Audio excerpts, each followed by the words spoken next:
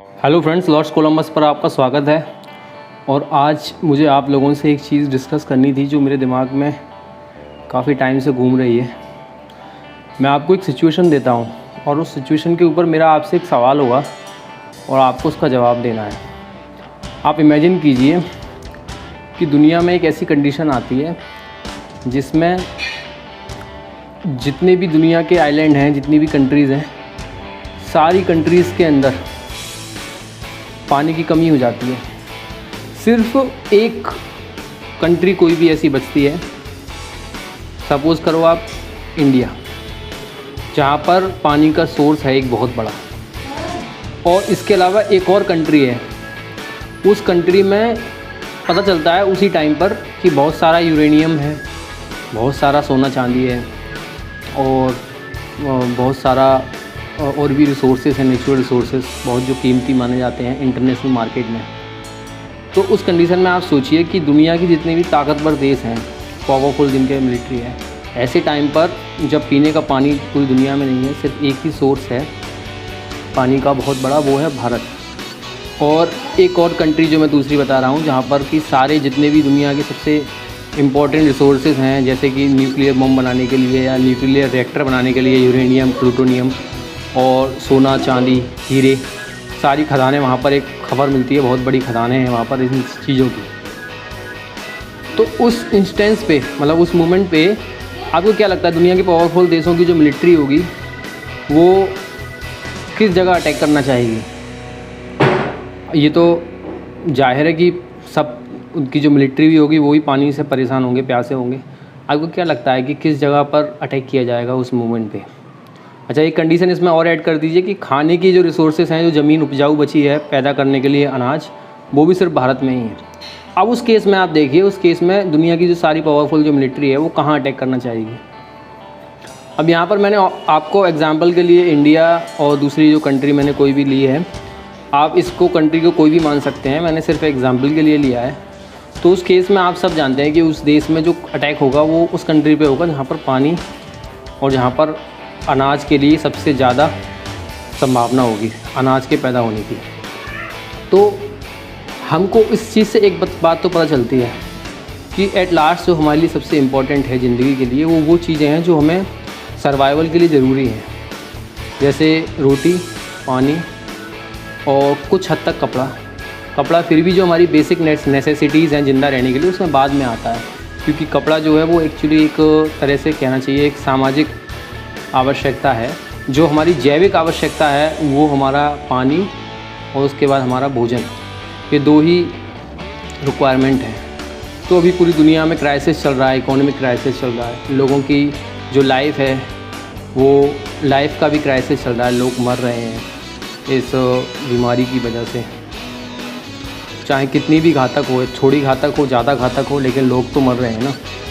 तो इस समय पर जब हम इकॉनमी की बात करते हैं कि इकॉनमी लोगों की जाएगी, बहुत से लोग गरीब हो जाएंगे, बहुत से लोग भूखे मरेंगे, तो मैं एक चीज़ तो मानता हूँ यहाँ पर कि अगर लोग भूखे मरते हैं तो ये बड़ा दुर्भाग्य होगा। कोरोना से अगर कोई मरता है तो ये दुर्भाग्य नहीं है इंसानियत के लिए, लेकिन अगर कोई भूखा मरता है तो ये बड़ा दुर्भाग्य है इंसानियत के लिए। उसका कारण ये है क्योंकि चाहे कोरोना भले ही फैला हो दुनिया में, लेकिन जो ज़मीन है उसकी जो अनाज पैदा करने की क्षमता है वो कम नहीं हुई है और अनाज भरपूर मात्रा में पैदा हो रहा है।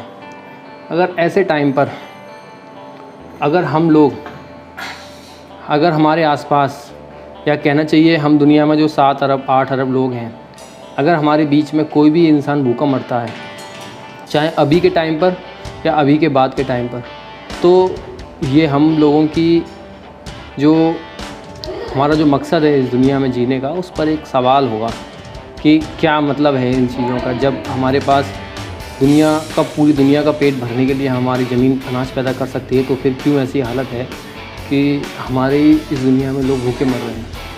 और दूसरी बात, उन लोगों के लिए जो इकॉनमी से बहुत ज़्यादा घबरा रहे हैं, वो लोग जो एक अच्छे समाज में एक अच्छे आर्थिक स्तर पर माने जाते हैं, जो मिडिल हाई और हाई क्लास में आते हैं, उन लोगों को मैं ये बात बोलना चाहूँगा कि आप लोग अगर इस बात को लेकर टेंशन में हैं कि इस साल आप 1 करोड़ कमाने वाले थे तो आप सिर्फ 20 लाख ही कमा पाएंगे या 30 लाख ही कमा पाएंगे। तो आप लोगों से मैं कहना चाहूँगा कि आप इस चीज़ को ना सोचकर इस चीज़ को सोचिए कि आप ज़िंदा हैं।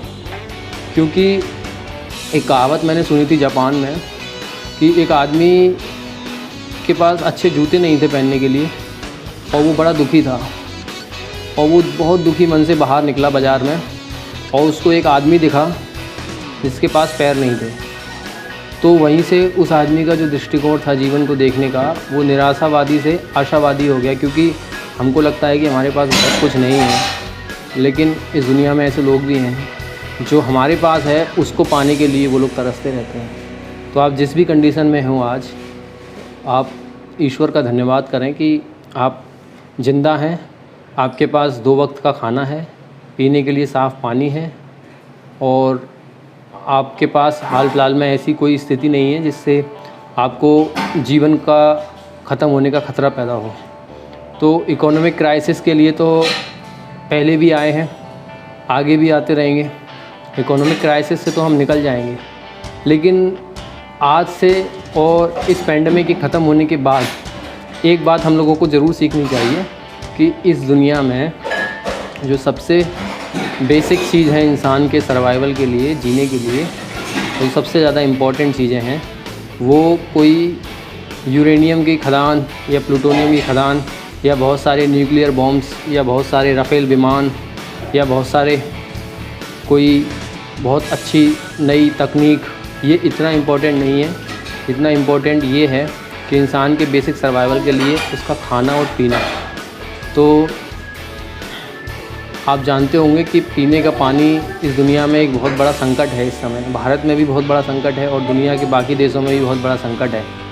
तो हम सब लोगों को साथ आना चाहिए और ये जो पेड़ों की कटाई हो रही है अंधाधुंध, हमें चाहिए कि हम इन चीज़ों को रोकें।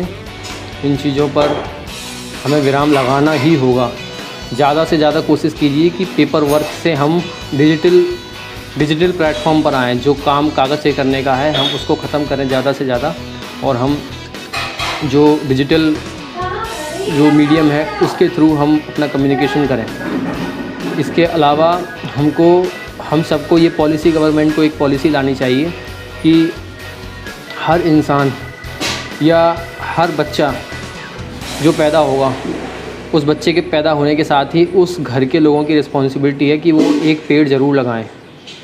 गवर्नमेंट को क्षेत्र बनाने चाहिए हर डिस्ट्रिक्ट में या हर स्टेट लेवल पर या नेशनल लेवल पर भी, कि वहाँ पर लोग जाएं और वहाँ पर लोगों को पेड़ बनाने के लिए, पेड़ लगाने के लिए जगह हो। और ज़्यादा से ज़्यादा जो एरिया है, एक सर्टेन एरिया जो कि खाली पड़ा है बिल्कुल, उसमें ज़्यादा से ज़्यादा जो जंगलों का विस्तार हो, और जिससे कि जो ज़मीन की पानी को स्टोर करने की क्षमता है वो बढ़े, और जो बादल हैं वो उनमें जो दबाव बने उस क्षेत्र में जहाँ पर पेड़ पौधे ज़्यादा हैं और जो जलवायु है जहाँ पर अच्छी हो और ऑक्सीजन की मात्रा भरपूर होगी तो लोगों का स्वास्थ्य भी अच्छा होगा।